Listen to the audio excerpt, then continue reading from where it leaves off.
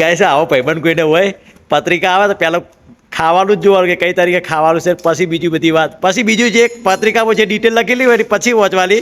મેં મસ્ત પહેરી લીધું એ સેફટી માટે હેમલેટ, અને મારા તો ઉપર ચડીને કોમ નહીં કરવાનું, જે શું નહીં કરવાનું, ઘોડા ઉપર ચડીને કોમ, તો બી મેં મસ્ત હેમલેટ પહેરી લીધું. તમે જુઓ કેવું લાગે, મસ્ત લાગે એમ.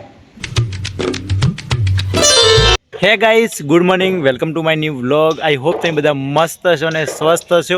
તો ગાઈસ આપણે વ્લોગ સ્ટાર્ટ કર્યો છે એમજી વિલા સોસાયટીથી, અને આ જગ્યા પર ખાલી અમે એક પાઇપનો ટુકડો નાખવા માટે આવ્યા છે. ફ્લોરિંગ થયેલું છે મકાનનું, તો એ મકાનની અંદર ફ્લોરિંગ થાય છે કેબિનનું, તો કેબિનની અંદર એક પાઇપ નાખવાની છે. એ પાઇપ નાખીને અને પછી જવાનું છે આપણે બીજી સાઈડ ઉપર. તો આપણે પાઇપ લેવા માટે આવ્યા હતા, પાછળ પેલી ઉડી છે એના અંદર પાઇપો પડી છે. આપણે આ સોસાયટીમાં મકાન પણ બધા તૈયાર થઈ ગયા છે. ટૂંક સમયની અંદર આનું પણ વાયરિંગ પ્લેટો સ્ટાર્ટ કરવાનું છે. થોડા બાકી છે, થોડા તૈયાર થઈ ગયા છે. અંદર જતા રહીએ. જગા ઉપર આવો. આલા આ ગુડે તું એ બેગ લાવી, બેગ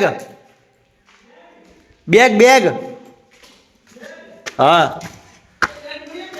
બેન તો હોય તો હું તો પાઇપ એકલી જ લઈને આવ્યો. કે પેલું ના કે તું પણ તમારે તાર પેલું કેવું પડે કે વડા યાર. કયો મહેશ, જો તમારે કારીગર આ ભાઈને તમે ઓળખો? આ ભાઈ અમારે બેન જોવે ને, લો બેન લ્યો. આ બેન બુદ્ધિ છે કે નહીં? હવે મારા છે ને કારીગર હાસો કે નહીં? છે કે નહીં? છે ને બેન? આવા ડૂસી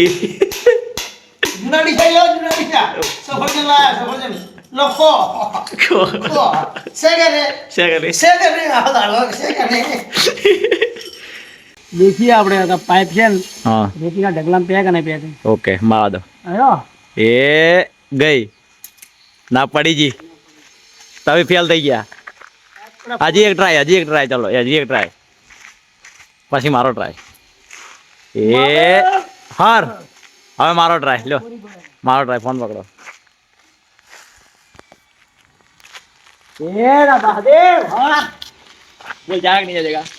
ના જાય પાઇપ ફોરી પડેલા ના જાય.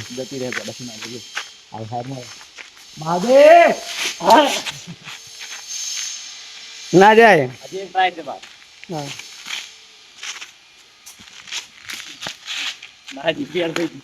લાઈક ટ્રાય છે મારો, 12 સેકન્ડ બાકી. હવે છેલ્લો ટ્રાય હો જગા. આ પડવી ના જોઈએ, કમ્પ્લીટ આવી જોઈએ. પેલા ઉપર ઢગા મારશે ને તો કમ્પ્લીટ જતી રહે. ઉપર ઢગા મારજે. એ તો પાછી દગોલી કરો જગા. છેલ્લે ઉપરના ઢગા કીધી બે જા દે, જોર હોય તો પડી જઈ. તો બાઇક સ્ટાર્ટ કરી દઈએ. અહીંયા જે પાઇપ નાખવાની હતી પાઇપ નાખી દીધી છે, અને હવે અમારે જવાનું છે આપણી કાલની સાઈડ નેક્સોનમાં.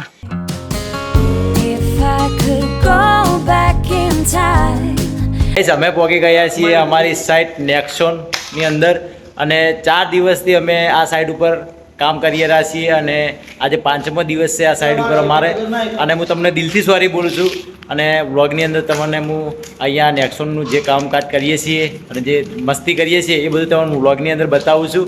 અને આજે તો અમે ઘણા જણા નથી આવ્યા, ખાલી હું અને મારો ભાઈબંધ દેસુંગ બંને જણા અમે આ સાઈડ ઉપર કામ કરવા માટે આવ્યા છીએ.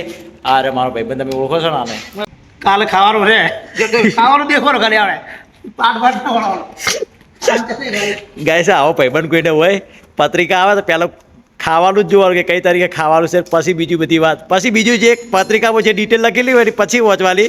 પહેલાં ખાવાની ડેટ વાંચવાની કે કઈ તારીખે ખાવાનું છે. આજે આપણે આ શેડનું ફિટિંગ કરવાનું છે. આખા શેડની અંદર ઓપન ફિટિંગ કરવાનું છે. સામે 2 બોર્ડ આવે છે. ગાય સવારે જયેશ આટલા ચડ્યો છે, આટલા ઊંચા ઘોડા ઉપર ચડ્યો છે, તો એ ભાઈ પોકાતો નહીં પાડો. ઠેઠ ઉપર ચડ્યો તો નહીં પોકાતો. પેલી ઈગલ ઉપર પગ ગયેલો તાળે એ ભાઈ પોકાડો. ભગવાનને હું દુઆ કરું કે એની થોડી હાઇટ વધારે, એટલે બહુ હાઇટ કમ છે, થોડી હાઇટ એની વધારી દેજો. અને આ શેડ છે એનું ફિટિંગ આજે કરવાનું છે. આ લાસ્ટ શેડ છે, બીજું બધું શેડનું ફિટિંગ થઈ ગયું. આ લાસ્ટ છેલ્લો શેડ છે એનું ફિટિંગ કરવાનું છે. તો ઉપર જુઓ તમે, પોકાતો નહીં એટલે ઘોડા પર ઊભો હોય. અને આ સામાન બધો અહીંયા ઠલવી નાખ્યો છે, અને આનું વાયરિંગ સ્ટાર્ટ કરી દઈએ.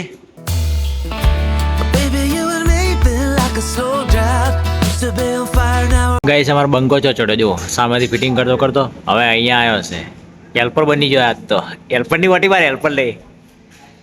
દિવાલે દિવાલે હેડ. હા હવે હેલ્પર લાગે રિયલ. પડતો લા પગડ લાગશે. તું તો હવાઈ જાય એકલા ગોખલા કમ્પ્લેટ હવાઈ જાય. તાર હાઈટ એટલી એટલે કમ્પ્લેટ આવે. બીજો હોય ને તો ના ચડી ગયો. તમારે જેસુની કારીગરી તમે જુઓ. અમે ખાલી 2 માણસ છીએ અને સામે અમારે કોઈ દોરી પકડે એવો કોઈ માણસ નથી અને દોરી મારે દેખવી પડે નીચે ઊભો રહીને. તો અમારે જયેશે જુગાડ કર્યો તમે જુઓ. સામે કોઈ માણસ નથી એટલા માટે એક શેડર લીધું, એક ખીલ્લી લઈને મારી દીધી, બાંધી દીધી દોરી અને આ કોરામાં જયેશ દોરી પકડે છે ને હવે હું ભાળી દઉં સીધી. એટલે અમારે આસ્થાના કારીગરો બધા વાઈફાઈ કારીગરો છે. અમુક કોઈ શીખવાડવું પડે ના. બહુ વાઈફાઈ કારીગરો છે અમારે. ગાઈસ અમે દોરી મારતા હતા અને અમારે ગળી પતીજી એટલે મેં કંકુ લાવી દે. કંકુ નાખી દઈએ જો ખાલી. આવા કોઈ કારીગરો જોયા તમે કોઈ દિવસ? એમાં મને જલ્દી મળી તો તારથી તિલક કંકુ ના કર્યા. હાલે કંકુ જ કરવાનો તમે. ગાઈસ ગળી ના હોય ને એટલે કંકુ નાખી દેવાનું પણ આપણે કોક કરી દોરી જ મારવાની. શું કેવું જઈશું? કંકુ છે પણ ટાળો કરો ને. એવું હે ટાળો એ કરવાનો. કદાચ આ ખેતર ખરું ને પડ્યું તું તારે કોઈ ટાળો કરી નાખી જતું રહ્યું હોય તો ક્યાં ખબર. પણ તો કહું વધારે ગોળ આપણે ભૂવા છે. ભૂવા જ જોતા. હાલ મારી વેરાની. વાત હજી કર. બોલાવી. લે થોડું હમટી રાખ. તું મારે કંકુ વાત કરાવશે એમ ને? લે કંકુ ના કરમ. કહો કંકુલા કરીએ. મેં મસ્ત પહેરી લીધું એ સેફટી માટે હેમલેટ અને મારે તો ઉપર ચડીને કોમ નહીં કરવાનું, જેસું નહીં કરવાનું, ઘોડા પર ચડીને કોમ. તો બી મેં મસ્ત હેમલેટ પહેરી નાખ્યું. તમે જુઓ કેવું લાગે, મસ્ત લાગે ને. આવું હેમલેટ આપણે તો ના પહેરી શકીએ. બીજા બધા જે કરતા હોય ને કામ લોકો બારે કોઈ તો ઘોડા પર ચડીને કામ કરવાનું હોય, રિક્સવાળું કોમ હોય ને એ લોકો પહેરે. પણ મેં તો નીચે બી પહેરી લીધું.